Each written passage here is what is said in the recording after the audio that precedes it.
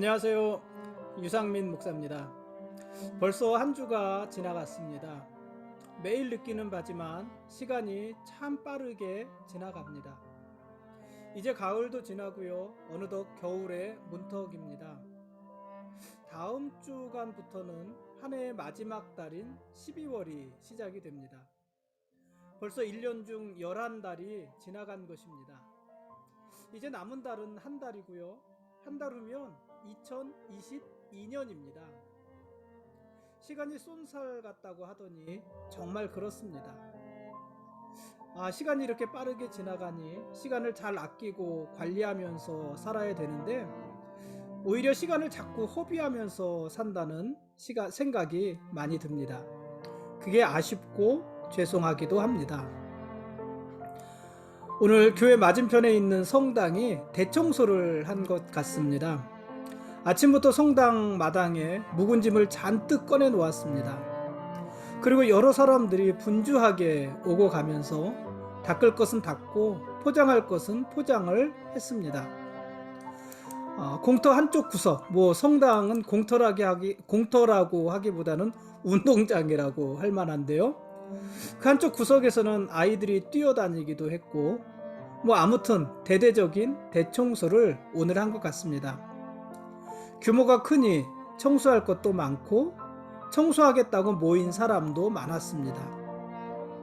오늘 그렇게 꺼내놓은 짐 중에 상당수는 버릴 것이고 아직 쓸만한 것은 잘 포장해 두었다가 계절이 바뀌면 다시 꺼내서 쓸 것입니다. 오늘 우리 교회는요, 성탄절 트리 장식을 했습니다. 언제부턴가 성탄절 장식에 큰 힘을 들이지 않고 있습니다. 예전에는 교회 외벽 전체를 전등으로 감싸고 또 벽면 전체를 전등으로 감싸고 그랬던 적도 있습니다만은 요즘에는 성탄절 장식에 큰 힘을 들이지 않고 있습니다. 특히 작년 올해는 코로나 여파가 있으니 더 그렇습니다. 그러니까 오늘 성탄절 장식을 한 것에서 올해 장식도 크게 더 많이 더해지지는 않을 것입니다. 아무튼 이제 성탄절 시즌입니다. 내일이 주 오심을 고대하는 대강절 첫째 날이기도 합니다. 이 성탄절 시즌을 보내면서 주님의 평화가 저와 여러분들 위해, 우리들 위해 임하시기를 바랍니다. 오늘 말씀 보시겠습니다. 오늘 읽을 말씀은 고린도전서 15장과 16장 말씀입니다. 사도 바울은 죽은 자의 부활을 의심하거나 부인하는 자들에게 그가 전한 복음을 상기시키고 부활의 증인들을 거론하면서 그리스도께서 부활하신 것이 확실하다는 것을 증언했습니다. 복음이 뭘까요? 이 복음은 예수님에 대한 이야기지 않습니까? 예수님에 대한 이야기, 그것이 복음입니다. 어떤 이야기입니까? 예수님이 우리 죄를 위해 죽으시고 성경대로 사흘 만에 살아나셨다는 이야기입니다. 예수님이 우리 죄를 위해서 죽으시고 성경대로 사흘 만에 살아나셨습니다. 그게 복음입니다. 그렇게 부활하신 예수님, 다시 사신 예수님은 게바에게 그 모습을 보이시고 12제자에게도 보이시고 그리고 500여 형제에게 일시에 보이기도 하셨습니다. 그리고 나중에는 지금 이 고린도전서를 기록하고 있는 사도 바울에게도 그 모습을 보여주셨습니다. 그러니까 예수님의 부활은 어떤 가정에서 시작한 이론이 아닙니다. 예수님의 부활은 누군가가 꾸며낸 이야기도 아닙니다. 예수님의 부활은 많은 사람들이 직접 보고 목격한 것을 전한 소식입니다. 많은 사람들이 부활하신 예수님을 보았습니다. 그들 중 상당수는 바울이 고린도전서를 쓰고 있는 지금 이 시점까지 살아 있었습니다. 많은 사람들이 복음을 전하기 위해 헌신했습니다. 복음을 전하기 위해서 박해를 받았고 복음을 전하기 위해서 기꺼이 죽는 자리에까지 나아갔습니다. 어떻게 그럴 수 있었을까요? 많은 사람들이 그렇게 박해를 받으면서 죽음을 무릅쓰면서 복음을 전할 수 있었던 것은 그들이 부활하신 주님을 보았기 때문입니다. 물론 어떤 사람은 부활하신 주님을 보지 못했지만, 대부분의 사람들은 보지 못했지만, 그러나 누군가가 전하는 부활의 소식을 들으면서 그 사실이 믿어졌어요. 그래서 예수님의 부활 소식을 전하지 않을 수 없었던 것입니다. 예수님이 우리를 위해 죽으시고 성경대로 사흘 만에 다시 살아나셨습니다. 그 소식을 전하지 않을 수 없었습니다. 예수님의 부활 소식을 전할 때 많은 고난과 박해가 있었지만 그래도 그 일을 중단할 수 없었습니다. 그들은 예수님의 부활 소식을 전하기 위해서 죽음도 마다하지 않았습니다. 그렇게 2000여 년 동안 예수님의 부활 소식이 전해졌고 지금도 그렇게 전해지고 있는 것입니다. 지난 2000여 년 동안 예수님의 부활을 거짓이라고 하는 사람들도 계속 있었고요. 예수님의 부활을 거짓이라고 하는 사람들은 끊임없이 예수님의 부활을 감추려고 하고 예수님의 부활을 전하는 사람들을 핍박했지만, 그러나 또한 누군가에 의해서 예수님의 부활 소식은 끊임없이 전해져 왔습니다. 그리고 지금도 전해지고 있습니다. 어떻게 그럴 수 있었을까요? 2000년이 넘는 기간 동안 많은 고난과 박해, 심지어 죽음의 위협 앞에서도 예수님의 부활의 소식이 중단되지 않고 전해질 수 있었던 것은 거짓을 전한 것이 아니라 처음부터 사실을 전한 것이었기 때문에 그렇습니다. 예수님의 부활이 사실이었기 때문에 그것이 2000년 동안이나 전해질 수가 있는 것입니다. 누가 거짓을 위해서 자기 목숨을 내놓고 그 소식을 전하겠습니까? 그래서 지금까지 예수님의 부활 소식이 전해지고 있다는 사실, 어떤 면에서 보면 그것만큼 예수님 부활의 확실한 증거는 없는 것입니다. 예수님 이후 지금까지 많은 사람들은 어떻게 죽은 자가 다시 살아날 수 있느냐고 했습니다. 어떻게 죽은 자가 다시 살아날 수 있을까? 믿지 못했습니다. 여러분, 그러나 흙으로 사람을 지으시고 그 코에 생기를 불어넣어서 사람을 만드신 하나님이 죽은 자를 살리지 못할 이유가 있겠습니까? 그러므로 부활은요, 그것이 가능한가의 문제가 아닙니다. 과연 죽은 자가 살아난다는 것이 가능한가, 있을 수 있는 일인가, 그런 문제가 아닙니다. 만일 죽은 자의 부활이 없다면 그리스도의 부활도 없을 것입니다. 그리스도가 부활하지 않았다면 사도들이 전하는 복음은 모두 거짓이고 오늘 우리가 믿는 복음도 모두 거짓이 되는 것입니다. 그리고 무엇보다도 부활이 없으면 우리의 모든 소망도 헛된 것이 되는 것입니다. 육체의 죽음과 함께 우리의 모든 소망의 줄이 끊어질 것이기 때문에 그렇습니다. 죽음으로 다 끝나는 것이에요. 그러니까 죽은 자의 부활이 없다면 세상에서 예수 믿는 우리가 가장 어리석고 가장 불쌍한 사람들이 되는 것 아니겠습니까? 그러나 거꾸로 죽은 자의 부활이 가능하고 예수님이 부활하신 것이 사실이라면 우리도 부활할 것입니다. 그리고 우리야말로 부활할 우리들이야말로 모든 것을 가진 자들이라 할 수 있을 것입니다. 그러니까 모든 게 부활에 달린 거예요. 그러니까 부활은요, 이것이 과연 가능한가? 죽은 자가 살아나는 것이 가능한가? 죽은 예수님이 성경대로 사흘 만에 살아나는 것이 가능한가? 이런 문제가 아니라 예수님은 반드시 부활하셔야만 하는 당위의 문제인 것입니다. 예수님이 부활하지 않으시면 모든 것이 다 허물어지는 거예요.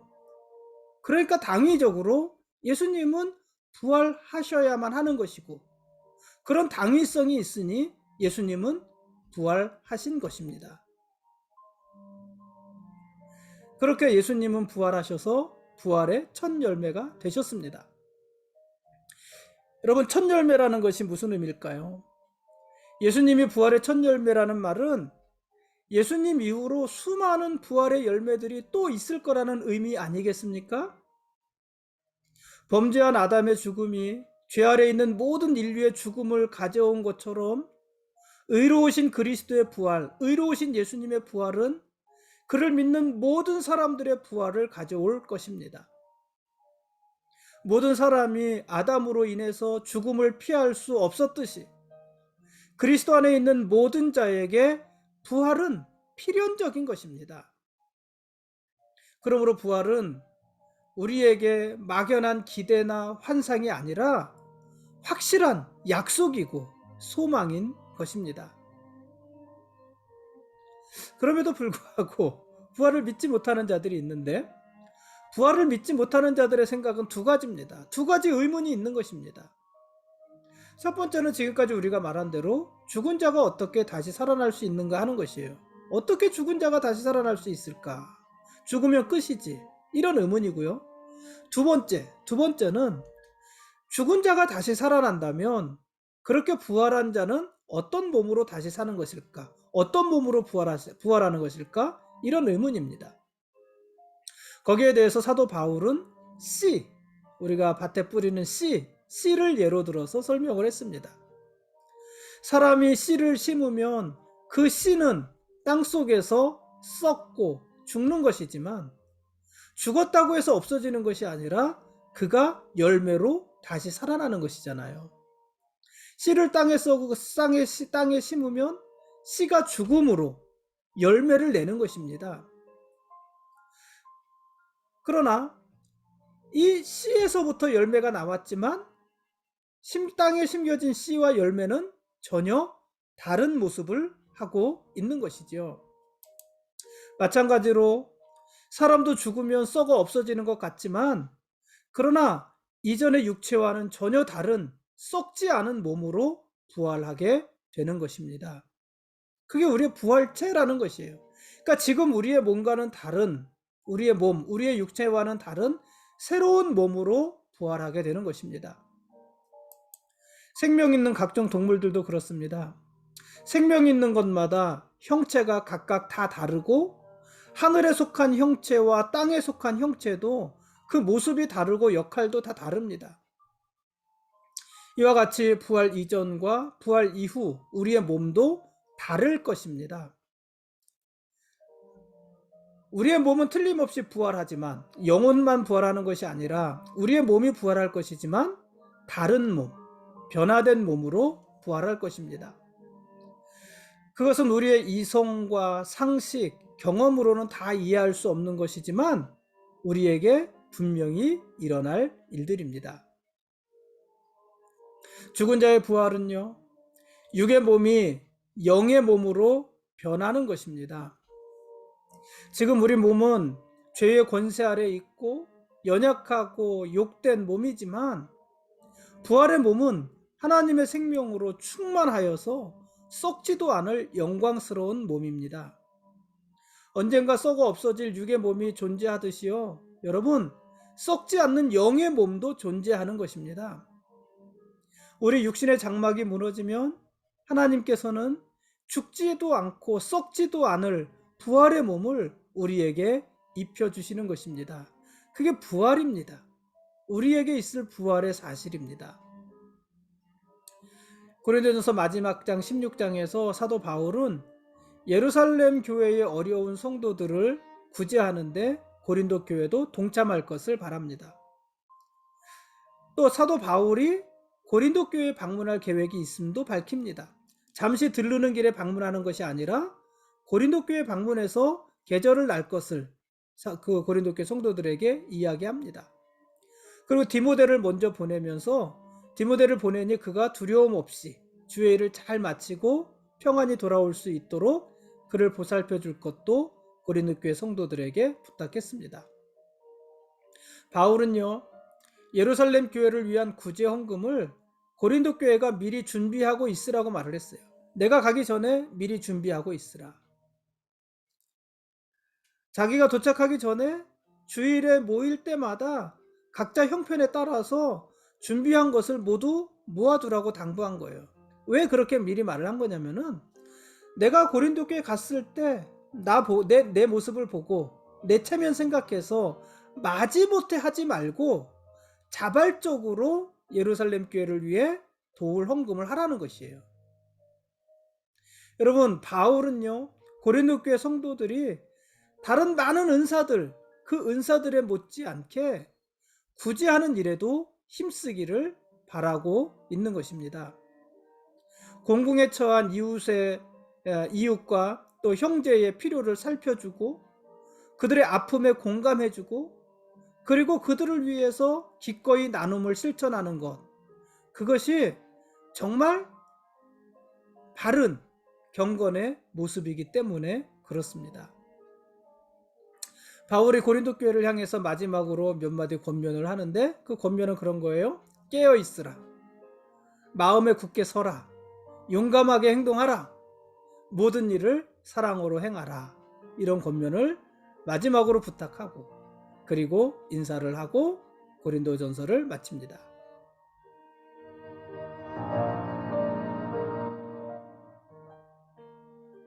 지금까지 고린도전서 15장과 16장 말씀에 대한 길라잡이였습니다. 내일 읽을 말씀은 고린도 후서 1장부터 4장까지 말씀입니다. 주님께서 마지막 날 나팔 소리와 함께 재림하실 때 죽은 자들이 먼저 부활의 몸을 입을 것이고 살아있는 자들도 그리스도의 부활체처럼 하늘에 속한 형상을 입고 썩지 않을 몸으로 부활할 것입니다. 그러니까 부활에는 순서가 있어요. 주님 오시는 날, 나팔 소리와 함께 주님께서 재림하시는 날 사람들이 부활할 것인데, 첫째, 누가 먼저 부활하고 죽은 자들이 먼저 부활하고, 둘째, 살아있는 자들이, 살아있으니까 부활이라고 할 수 없잖아요. 그렇지만 변화된 몸으로 부활할 것이다 하는 거예요. 변화된 몸, 하늘의 형상을 입고 썩지 않을 몸으로 다시 부활할 것입니다. 그런데 그 날은요, 마지막 날, 재림의 날, 우리 부활의 날, 그 날은요 호련히 찾아올 것입니다. 호련히. 그러니 우리가 변화되는 것도요 호련히 일어날 것입니다. 어느 날 호련히 이 세상의 고난도 끝나고 이 세상에서 우리가 자랑하던 그 모든 것들, 모든 영화도 끝이 날 것입니다. 그런데 이것이 죽음의 절망 속에서도 우리가 얻을 수 있는 위로고 소망 아니겠습니까? 호련히 어느 날 호련히 우리가 변화될 것이고, 어느 날 호련히 우리가 부활할 것이다. 이것이 우리의 소망입니다. 죄와 죽음이 가져다 준 고통은 말할 수 없이 크지만 주님께서는 어느 날 호련히 그 모든 아픔과 슬픔을 멈추게 해 주실 것입니다. 그날이 바로 우리가 부활하는 날입니다. 우리가 부활하는 날에 하나님께서는 사망을 영원히 멸하실 것이라는 이사야 선지자의 예언을 성취하실 것입니다. 사망을 멸하실 거라는 거예요. 영원토록 멸하실 거라는 것이에요. 그 예언이 우리의 부활과 함께 성취되어지는 것입니다. 사망, 죽음, 이 사망이 오히려 사망 선고를 받는 거예요. 사망이 죽는 거예요. 그리고 사망의 권세를 잡고 인류를 두려움으로 몰아가던 마귀도 멸망할 것입니다. 인류가 스스로 해결할 수 없고 사람이 가진 어떤 능력으로도 풀 수 없었던 문제, 어떤 문제입니까? 죄와 사망의 문제. 우리가 풀 수 없어요. 인류가 해결할 수 없어요. 그 죄와 사망의 문제를 하나님이 다 해결하시고 우리에게 승리를 주실 것입니다. 그렇게 부활은 사망에 대한 정복이자 승리고 죄와 율법의 매임에 대한 승리인 것입니다. 우리가 부활하는 날, 그날 아무도 우리를 정죄할 수 없고 더 이상 우리를 속박할 수 없을 것입니다. 여러분, 그게 우리의 소망입니다. 그런 날이 어느 날 호련히 우리에게 이루어질 것입니다. 오늘 여기까지 하겠습니다. 부활의 첫 열매가 되신 예수님이 우리의 왕이십니다. 그리고 우리는 그분의 거룩한 백성들입니다. 고맙습니다.